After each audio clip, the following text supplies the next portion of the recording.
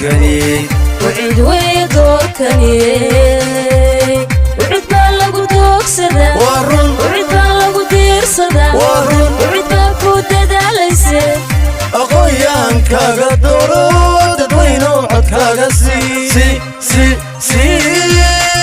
ددوينو عد كاغا سي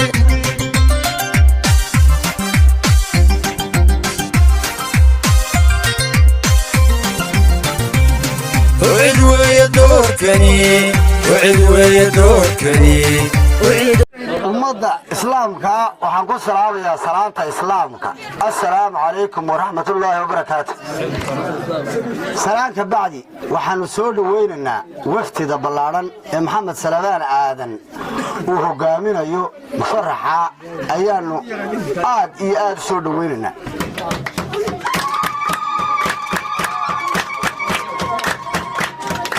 waxaan u mahad celinayaa mujtamaca deegaanka Balcalale rag iyo dumar sheekh iyo shariif codkar iyo caaqil dhalinyaro iyo waayeel ee u taagnaa musharaxooda sidii ay u soo dhaweyn lahaayeen ama u hama gelin lahaayeen kuwaana aad iyo aad baan ugu mahad celinayaa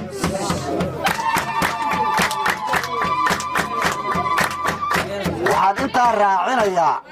musharax maxamed salabaan aad iyo aad ugu soo dhawow magaaladaadii ummadaadii dalkaagii dadkaagii aad iyo aad ugu soo dhawow codkiina waad helaysaa waxaad ka doonaysaa waa cod maanta waad helaysaa waa lagu hayaa horaa laysu weydiiyey waad helaysaa mid aad adiga iyo eheliyadda wixii aad daraynaysaa mid kugu filan oo aad baranayso bixiso dheeraada baad helaysaa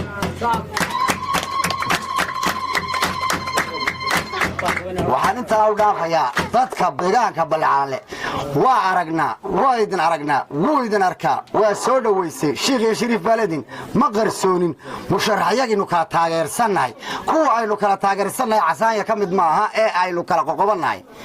musharaxa inaga dhaxeeya ee midnimo inooga dhaxeeya ee farta inagu leh ee xuquuqda saayidka inagu leh ee inoogu xuquuqda badan weeyaan maxamed salabaan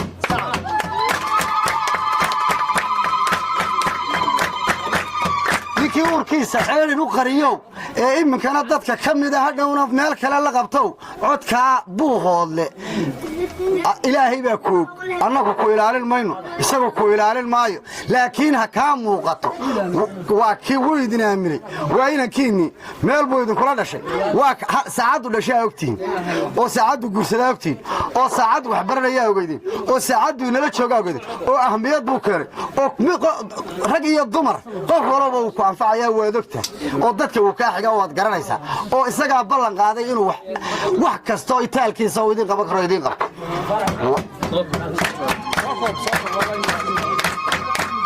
waxaan ku soo koobayaa hadalkaba ku soo afjaraya waxaan gaar ula dardaarmayaa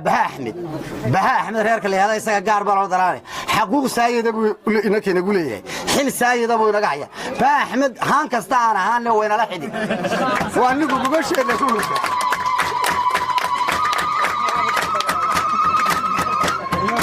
horena way lagu wada hadalay waxaan la hadlayaa oo iyaga u sheegaya qolada maxamed axmed haama kasta ka ahaadeen ee iyagu cid bay ku soo dari lahaayeen waa kuwa kale tobanka gaari ahaaye ogow waa ka gaaro isaga way naxeen yeedin qarin ninku ama gurigu ka dhashay odaygu ka soo jeedo ama ku badbaadaa ama guriga oridiisu ka soo jeedo ku badbaaday ninka ayaan ceeb ka qaadano la oran gogashiisiibu ku dhacay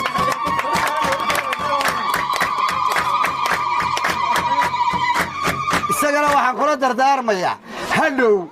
marka aad soo baxaysaa markaad soo baxdo inaanad xagga bariya buuriye de buuriyadiisa yeeshana aad aragto de barida saad u ilaalinaysaa adaa yaqaan dadka oo kaa yaraada aanad ka warwaraynin oo Balcalale u dhalatay mar haddii aanad dadkaaga kaa kala jaba ka caawinaynin oo dadkaagu ku taageersan yahay oo ku ogol yahay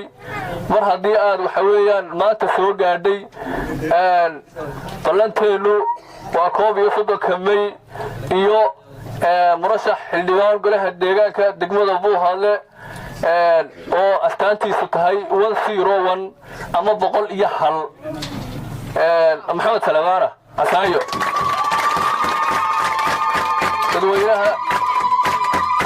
dadweynaha reer balcalanle iyaga laftooda waa mahad celinaynaa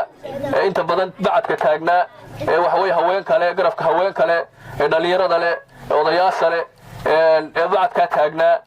waa u mahad celinaynaa waxaan leenahay saan murashaxeena u soo dhaweyseen waxa way taageerada iyo waxa weeyaan higilka iyo dareenka u siiseen insha Allah codkeennana waa u siinaynaa inana intaasaynu dee waxa way isku boorinaynaa دبنا إلى هوداف في والدين إلى هوداف في مسلمين إلى هوداف لا مشرحة إنه كل يجيبوا الصلاة مشرحين كلا لما الصعود وانا ركتان وادي وكل شيء وكل صبر باري وكل بورسري ما أنت لا مشرح متاجي إلى كل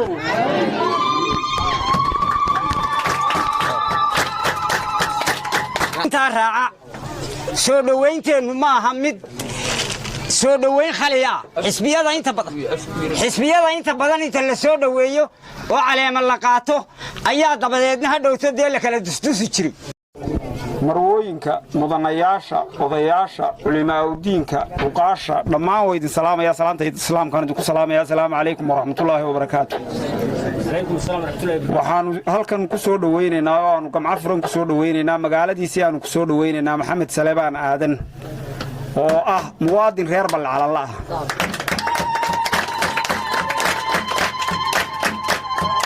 maxamed Salebaan waa inaga mid waa inankeenni marna waa musharaxeenni rag badan oo sharaxani way jiraan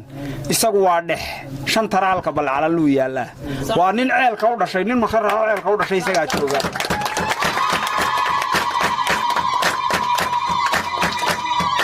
maxamed Salebaan ninna wuxuu la qaybin mayno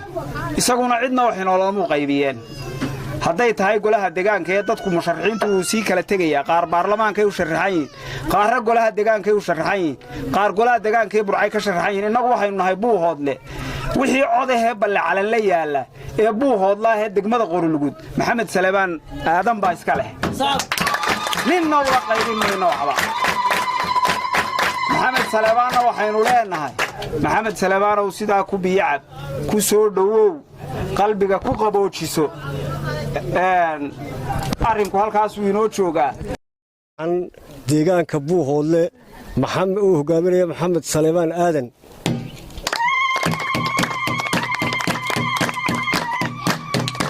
waxaan idinku salaamaynaa salaanta islaamka falyatafadal waxa timaadeen dalkiinii dadkiinii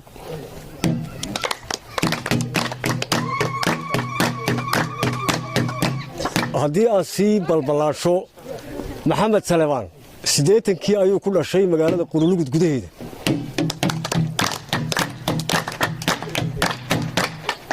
waa nin run ahaantii mukule deegaanada bari ama aad looga yaqaan ama sharaf badan ku leh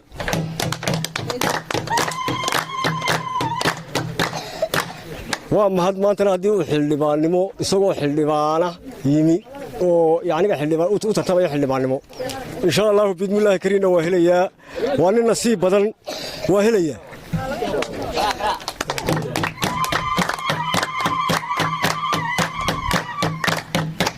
intaasu intaa weeye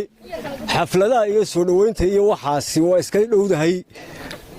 codka iyo farta ayaa ragga wax tarta ama uu ku soo baxa taana ayaan la moogaan waayahay intaas intaa weeye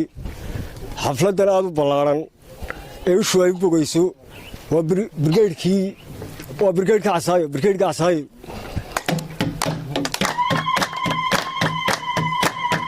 waana soo baxayaae bulshooy iyo hadalkaagu yar xidhmee waxaan uga socdaa un ma garanaysaa in codka la siiyo la taageero waayahay qoladan soconaysa xildhibaanada iyo dadweynaha kale ee sharafta leh ee meesha jooga waxaan ku salaamayaa salaanta islaamka assalaamu calaykum waraxmatullaahi wabarakaatu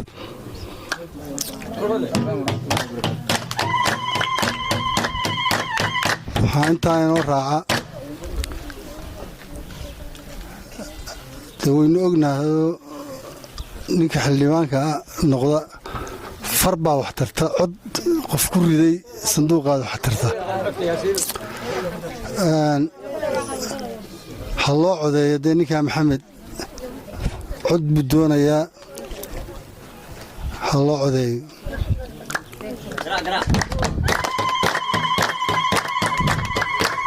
markaa taa waxaa raaca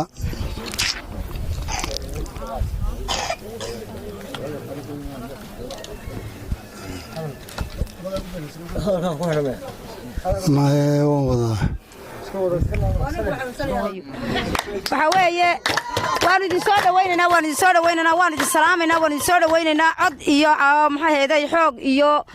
waxaanu haynaba waan idinku caawinaynaa insha allah bismillaahi kariim idinkuna sidoo kale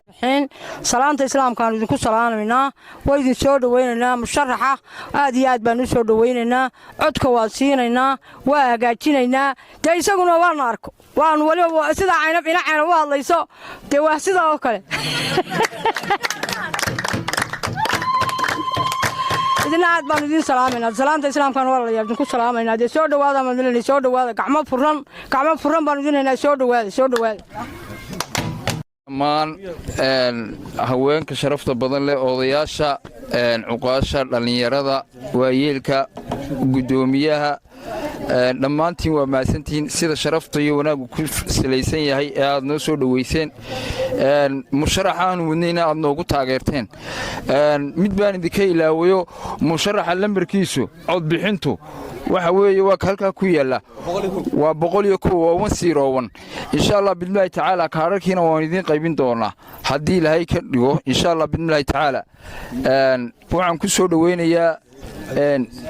cabdirashiid yaasiin soo dhow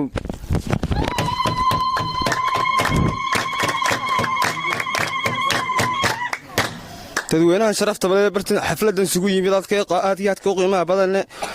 way mahadsan yihiin xildhibaanka uu hogaaminayo maxamed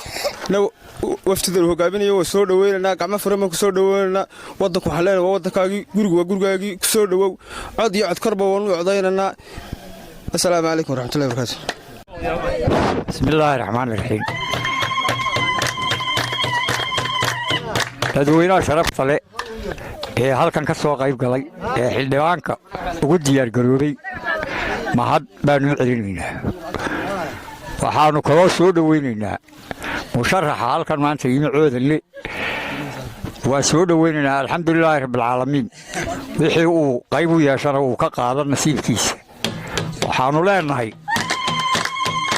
coodanle mid kasta oo yimaaddaa waa mudan yahay in la soo dhoweeyo qof kasta oo yimaaddaa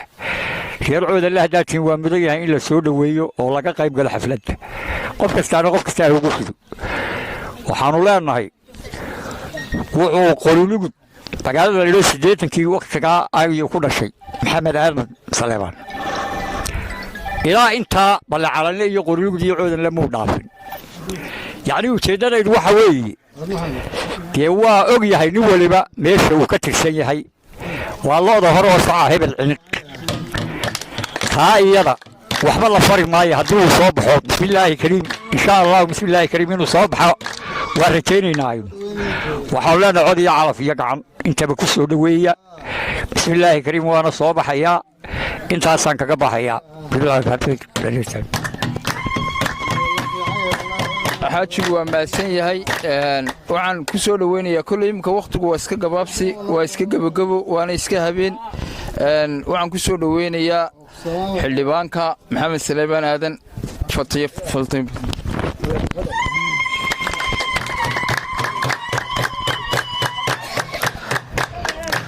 assalaamu calaykum waraxmatullaahi wabarakaatu halkan waxaa ka salaamayaa bulshada haweenka dhallinyarada odayaasha waxgaradka aqoon-yahanka sida fiican ee lagu soo dhoweeyey magaalada coodanle ayaan u mahadnaqayaa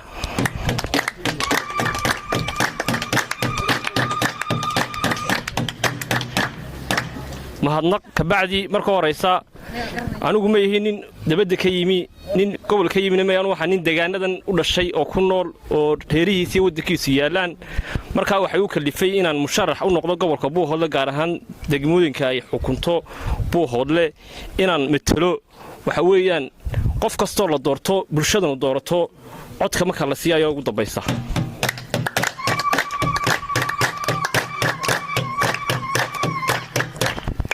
taas waxay keentay codkaa dadka la siinaya kalsooni darray keentay dadkii codka bixinayay inay is yidhaahdaan war kii aad doorataanba armu kii hore noqdaa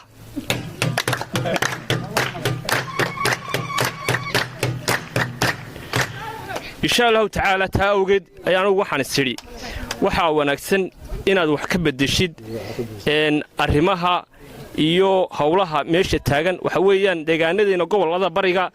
waxyaabooyin fara badan ayaa ka dhiman waxa weeye caafimaadku waa hoos buu hooseeya arrimaha bulshadu aad buu hooseeya waxa weeyaan isku xidhka dhallinyarada ama sportiska isdhexgalka bulshadu aad buu hooseeya waxaa keenay dadkii la doortay ee waxa weeye hore loo doortay dadka isku xidhi lahaa ee dadkan bulshadan loo doortay codka wax ku soo celin lahayd ayaa meeshii ka baxday